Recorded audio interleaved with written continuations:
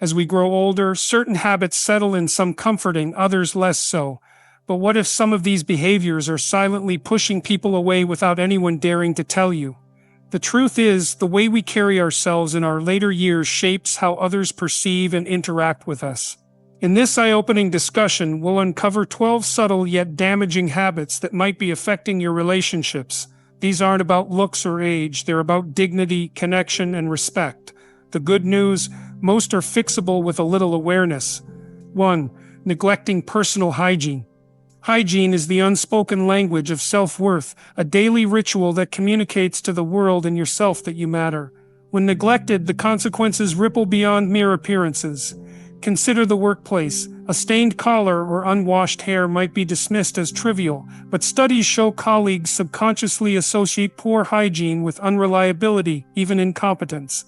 In personal relationships, the effects are subtler but equally damaging. A grandparent who stops shampooing their hair might not realize how grandchildren recoil from hugs or how adult children quietly dread family gatherings.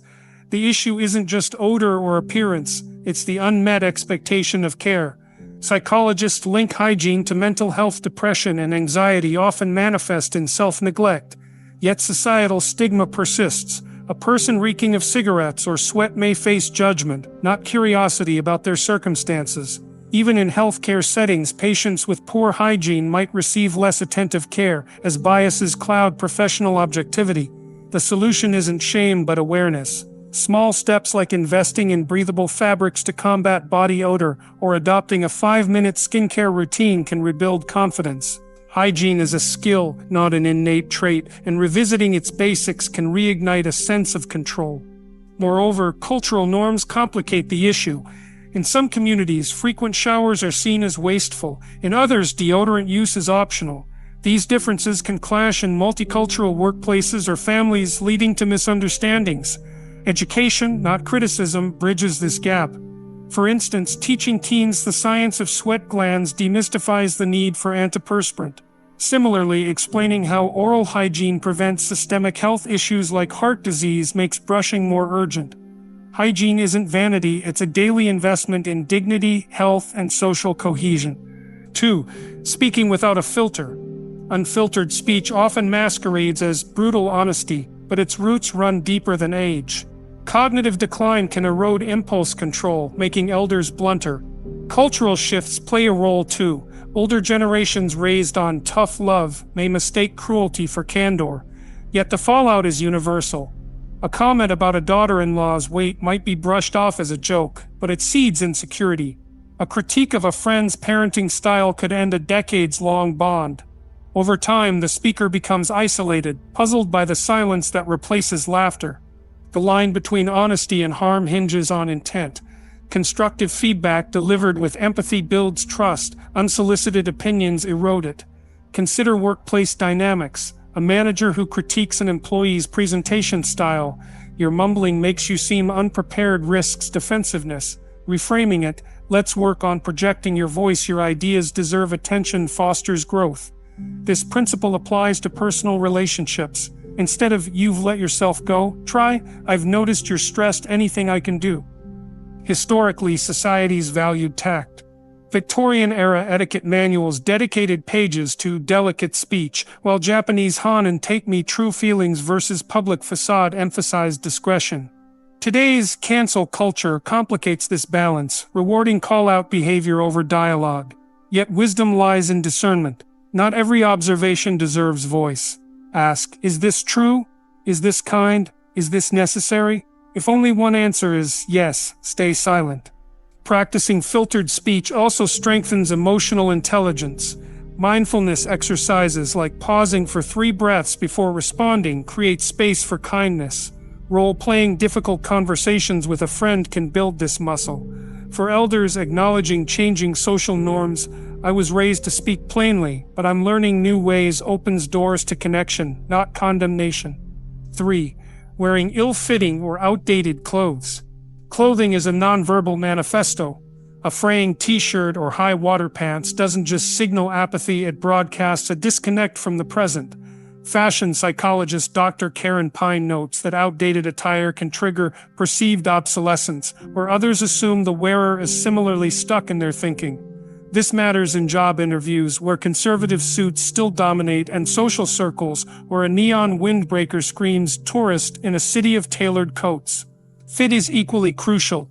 Baggy clothes can imply depression or low energy, tight garments discomfort with aging. Tailoring offers a remedy. Hemming trousers or nipping a dress waist costs less than buying new and elevates any outfit.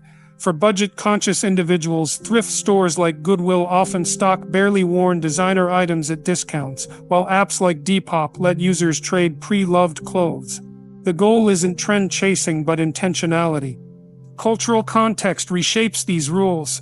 In Silicon Valley, hoodies signal innovation. In rural villages, traditional garb denotes pride. Yet globalization blurs boundaries. A teenager wearing sagging jeans might feel cool at school, but unprofessional at a family wedding.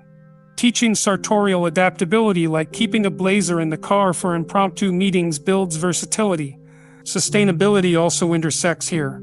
Fast fashion tempts with cheap trends but durable basics. A white button-down, black trousers outlast seasons.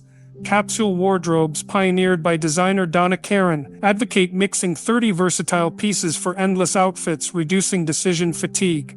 For older adults, adaptive clothing lines, magnetic closures, stretch fabrics merge function with style, challenging the notion that comfort requires frumpiness.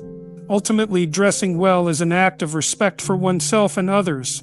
A nursing home resident who trades pajamas for slacks at meals reports feeling visible again. A job seeker swapping sneakers for loafers lands an offer, not because of skill but signaling readiness.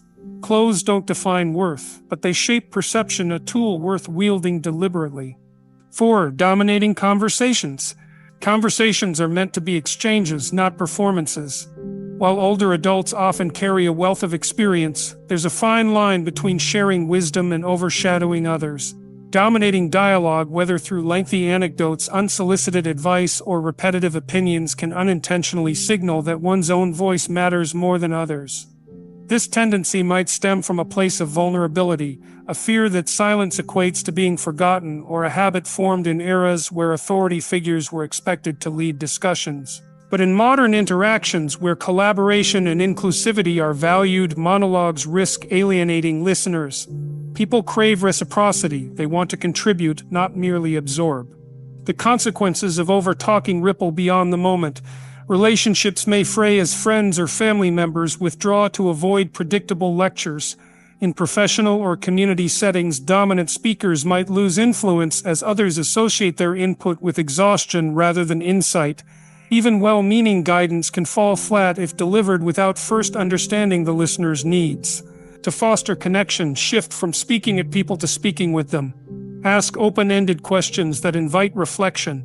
How did you handle that situation? Or, what do you think could change here? These questions signal respect for the other person's perspective. Equally important are pauses, the silent spaces that let others step in. Silence can feel uncomfortable at first, triggering the urge to fill it, but research shows these gaps allow the brain to process information and formulate thoughts. Letting pauses linger for a few seconds gives everyone room to participate. Active listening is another antidote. Nodding, paraphrasing, "It sounds like you felt frustrated," and resisting the urge to interrupt validate the speaker's contribution. This doesn't mean suppressing your own stories. Instead, frame them as shared experiences. For example, "I've been in a similar spot. Do you mind if I share what helped me?" This approach maintains balance while offering value. Ultimately, conversations thrive when all voices have space to resonate. By prioritizing mutual growth over monologues, older adults can model humility and curiosity, qualities that make wisdom far more impactful. 5. Complaining about kids these days. Generational critique is a timeless habit, but it's also a missed opportunity. Phrases like "back in my day" or "young people have no respect" often mask frustration with a world that's evolving faster than one's comfort zone. Yet these complaints rarely spark productive dialogue. Instead, they reinforce stereotypes, creating a chasm between older and younger generations. When elders dismiss youth culture as frivolous or lazy, they risk appearing disconnected from the realities shaping younger lives' realities like economic instability, climate anxiety, or navigating identity in a hyper-connected digital landscape.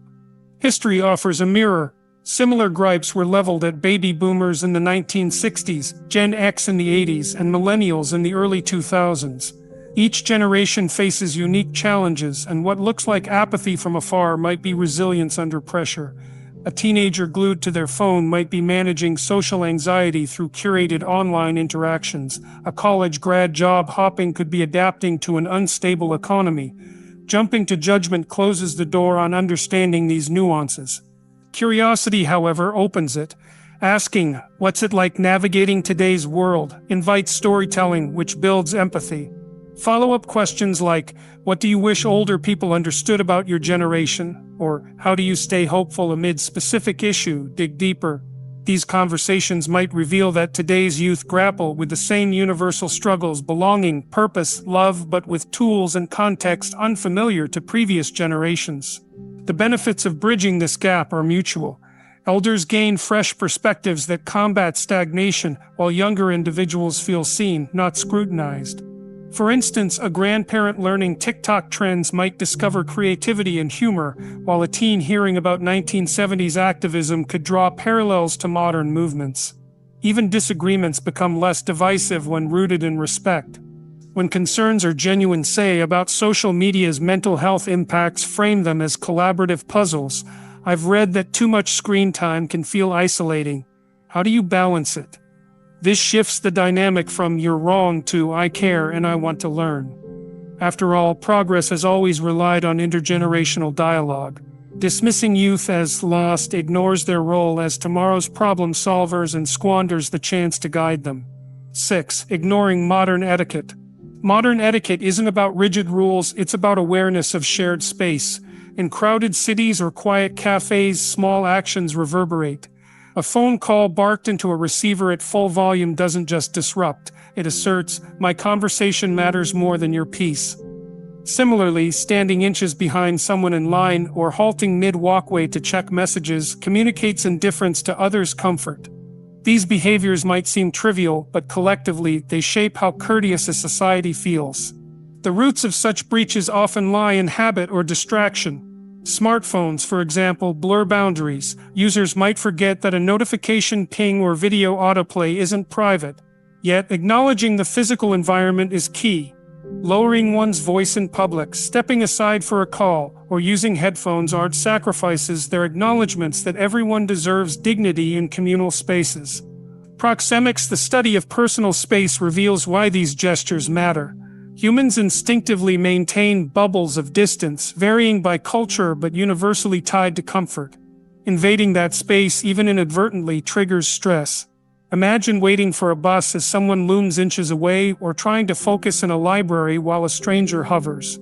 Respecting these invisible boundaries fosters safety and ease. Blocking pathways is another subtle offense.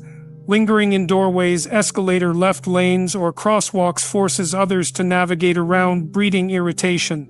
In crowded places, a glance over the shoulder to assess one's footprint or a simple "excuse me" while maneuvering goes a long way. These acts aren't about perfection but mindfulness. Etiquette also extends to technology.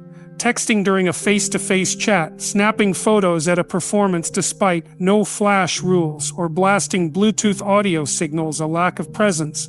Conversely, putting the phone down during meals or meetings says, "I prioritize this moment." At its core, modern courtesy is empathy in action. It's recognizing that while personal preferences vary, shared spaces require compromise. A society thrives when people feel respected, not inconvenienced by those around them. By refining small habits, anyone can contribute to a culture of consideration, one quiet phone call, one respectful pause, one yielded sidewalk at a time. 7. Oversharing medical problems. Health struggles are a universal part of life, but when discussions revolve exclusively around aches, treatments, or diagnoses, they risk overshadowing the richness of human connection. Picture a lunch with friends where every story circles back to chronic pain, medication side effects, or the latest specialist visit. While vulnerability is valuable, overemphasis on medical challenges can exhaust listeners, leaving them feeling helpless or disengaged. This dynamic isn't limited to casual chats. It seeps into family gatherings, work small talk, and even romantic relationships. For instance, a partner might feel overwhelmed if every conversation devolves into a catalog of symptoms, creating emotional distance. The key lies in balance. Sharing struggles authentically fosters empathy, but coupling those moments with discussions about hobbies, aspirations, or humor preserves relational vitality. Consider setting boundaries. Allocate time for health updates while steering conversations toward shared interests. Support groups exist for a reason. These spaces allow deep dives into medical concerns without overwhelming loved ones. Meanwhile, listeners can practice compassion without overcommitting, offering brief check-ins rather than absorbing every detail. Ultimately, life beyond illness exists, and nurturing that space keeps relationships dynamic and reciprocal. 8. Clinging to outdated beliefs. Resistance to change often masquerades as principled conviction, but phrases like, "kids these days have no respect," or "progress is just political correctness," reveal a stagnation that alienates others. Holding tightly to beliefs formed decades ago, whether about gender roles, technology, or social norms, can create friction in workplaces, families, and friendships. For example, a manager dismissing remote work as laziness ignores evolving workplace dynamics, potentially driving talent away. Similarly, a grandparent refusing to acknowledge LGBTQ+ identities risks estranging younger generations. Outdated views aren't always rooted in malice. They often stem from comfort zones or generational gaps in understanding. However, growth requires curiosity.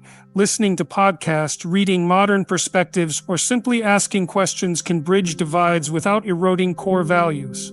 Imagine a teacher who once scoffed at participation trophies, but now recognizes their role in fostering resilience among disadvantaged students. Evolution isn't surrender, it's synthesis. By staying open, individuals model humility and adaptability, traits far more respected than rigid dogma. Relationships thrive when people evolve together, turning potential clashes into opportunities for mutual learning. 9. Moving without spatial awareness. Navigating physical spaces mindfully is a subtle yet profound act of courtesy. We've all experienced the irritation of someone halting abruptly in a crowded aisle to examine a product, oblivious to the bottleneck they create, or the pedestrian weaving unpredictably through a sidewalk, forcing others to swerve. These behaviors aren't inherently malicious. They often stem from distraction, age-related slowing, or cultural norms, but they disrupt communal flow. In urban environments, poor spatial awareness exacerbates stress. Imagine a commuter already late for work, now dodging clusters of tourists blocking crosswalks. Even in homes, a resident shuffling slowly without acknowledging foot traffic can strain relationships. Solutions lie in small adjustments, pausing at store entrances to assess surroundings, using peripheral vision while walking, or simply apologizing when causing an obstruction. For those with mobility challenges, tools like canes or verbal cues, "coming through," foster inclusivity without inconvenience. Employers can train staff to organize workspaces for efficient movement, while urban planners design wider walkways. Mindful movement isn't about speed, it's about respect. Recognizing that everyone shares a collective space transforms minor actions into gestures of consideration, easing daily tensions in an already hectic world. 10. Making jokes that don't age well. Humor rooted in stereotypes, sarcasm, or outdated cultural norms may have been socially acceptable or even celebrated in the past, but today it often reflects a lack of awareness. Decades ago, comedians and everyday conversations frequently relied on punchlines targeting marginalized groups, gender roles, or sensitive topics, framed as just a joke. While the intent might have been lighthearted, the impact was rarely neutral. These jokes reinforced harmful biases, normalizing exclusion and perpetuating ignorance. For instance, a quip about someone's accent, appearance, or identity might have drawn laughs in the 80s, but today it risks alienating colleagues, friends, or audiences who recognize such humor as lazy or hurtful. The evolution of humor mirrors broader societal progress. As conversations around inclusivity and empathy grow louder, audiences increasingly crave jokes that uplift rather than belittle.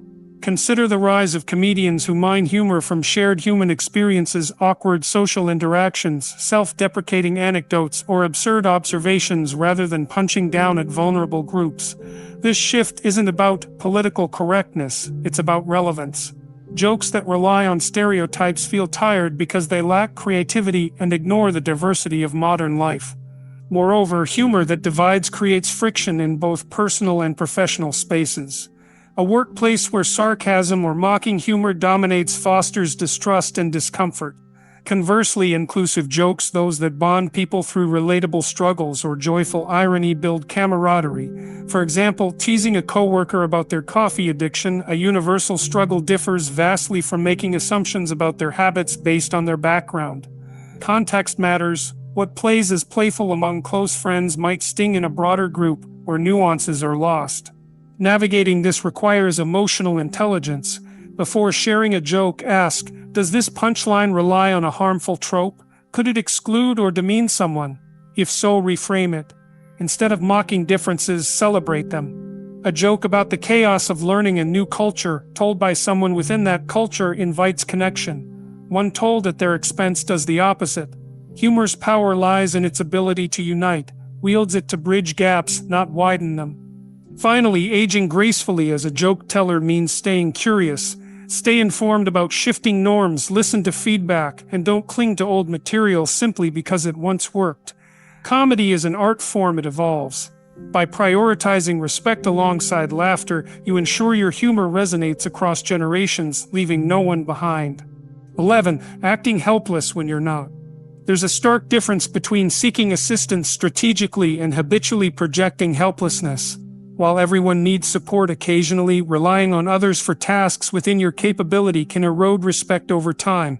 Consider a professional setting. A colleague who constantly asks for basic guidance, formatting an email, navigating software, or organizing files may initially seem endearing, but eventually risks being perceived as disengaged or unmotivated. Effort, not dependency, earns admiration. People root for those who tackle challenges head-on, even imperfectly, because it signals growth and resilience.